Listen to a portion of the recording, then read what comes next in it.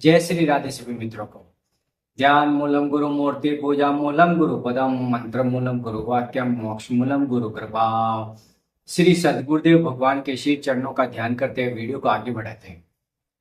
तो आप सभी को विदित होगा कि ये कलयुग चल रहा है और कलयुग में हम किसे गुरु बनाए जिससे हमारा जीवन का कल्याण हो सके, क्योंकि भगवान श्री राम ने भी गुरु बनाए थे, भगवान श्री कृष्ण ने भी गुरु बनाए थे और प्रहलाद जी ने भी गुरु बनाए थे। तो सब जो बड़े बड़े ऋषि हुए और भगवान स्वयं सभी ने गुरु बनाए तो उनका कल्याण हुआ।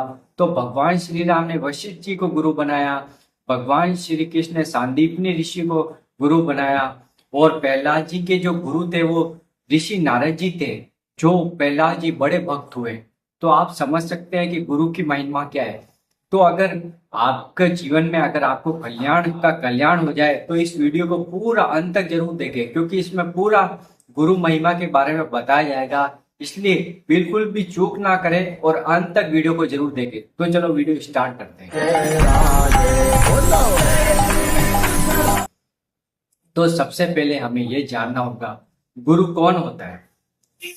गुरु कोई व्यक्ति नहीं होता, गुरु स्वयं भगवान होते हैं जो मनुष्य को सदमार्ग पे ले जाते हैं और जीवन का कल्याण करते हैं, भवसागर से पार लगा देते हैं।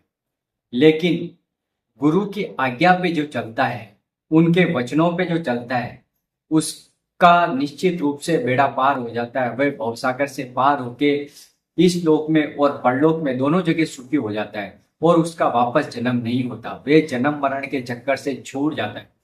पुनरपि जन्नम पुनरपि मरणम पुनरपि जननी जठरे शयनम। बार बार माता के गर्भ में आना, बार बार जन्म लेना, बार बार मृत्यु को प्राप्त होना और बार बार 84 लाख योनियों में पिसते रहना। तो हम चाहते हैं कि हमारे ये जन्म और मरण का चक्कर मिट जाए। तो हमें क्या करना होगा? तो आपको सरल विधि ये है कि आपको जीवन में अच्छे आचरण बनाने चाहिए, सत्य वचन पे चलना पड़ेगा। किसी से झूठ शब्द का उपयोग नहीं लेना, झूठ तो आपको बोलना ही नहीं है, सत्य वचन बोलना है और प्रभु का नाम, श्री हरि का नाम जप करना है, भगवान श्री राम का नाम जप करना है। और जैसे आपके गुरु नहीं है तो आपको क्या करना है? जगत गुरु भगवान श्री कृष्ण को गुरु मानकर उनकी आराधना करनी है।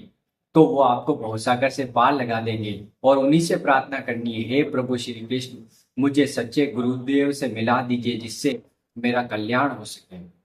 अब सामान्यतः व्यक्ति जिसके गुरु है उनको मंत्र उपासना और नाम जप दोनों ही करना पड़ेगा।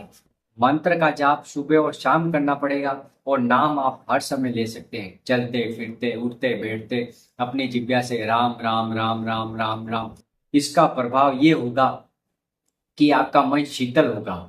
जो आपके अंदर जो कामनाएं और वासनाएं, काम क्रोध लोभ मद मत्सर ये भर रखे हैं, इनको नाम धीरे धीरे समाप्त करेगा, आपके मन को शीतल करेगा, आपकी बुद्धि को पवित्र करेगा।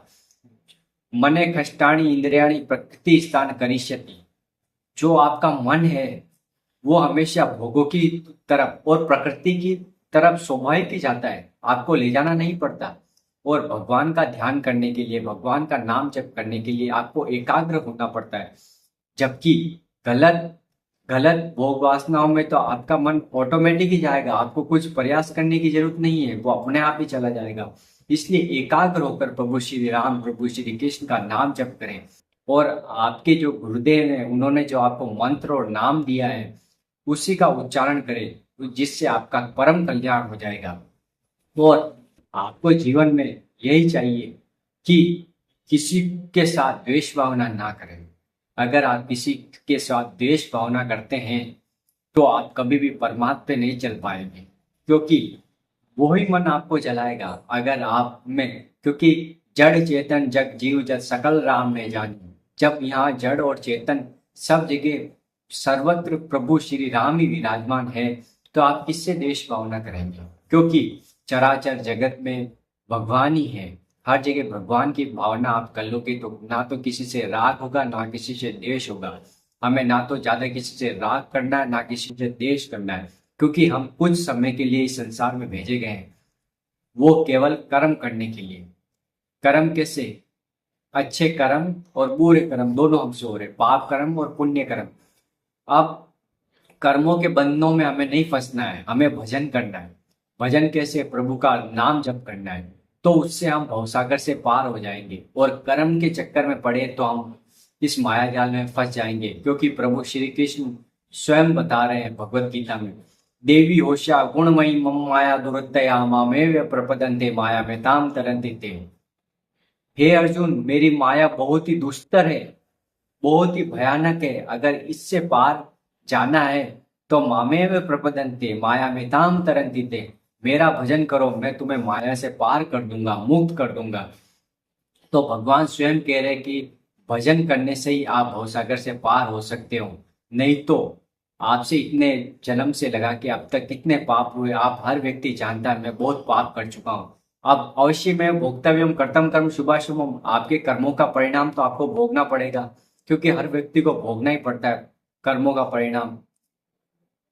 तो आप समझ सकते हैं कि अगर आपके गलत कर्म बन रहे हैं, पाप कर्म बन रहे हैं, तो बार बार आपको नरक में धकेल दिया जाएगा, यातनाएं सहन करनी पड़ेगी, फिर वापस 84 लाख की योनियों में आपको भटकना पड़ेगा, फिर वापस मनुष्य जन्म मिले ना मिले, जो देवताओं को भी दुर्लभ बता गया। क्यों नहीं हम इसी मार्ग में गुरु के उपदेशों पे चल के हम हमारे जीवन का कल्याण कर दें और परम तत्व जो ईश्वर है, जो सर्वत्र है, हर जगह व्याप्त है, उनको प्राप्त कर लिया जाए, उनकी शरण में चला जाए। क्योंकि भगवान स्वयं कह रहे भगवत गीता में, सर्वधर्मान परित्यज्य मामेकम शरणम व्रज एम त्वाम शर पापेभ्यो मोक्षयिष्यामि मा शुचा।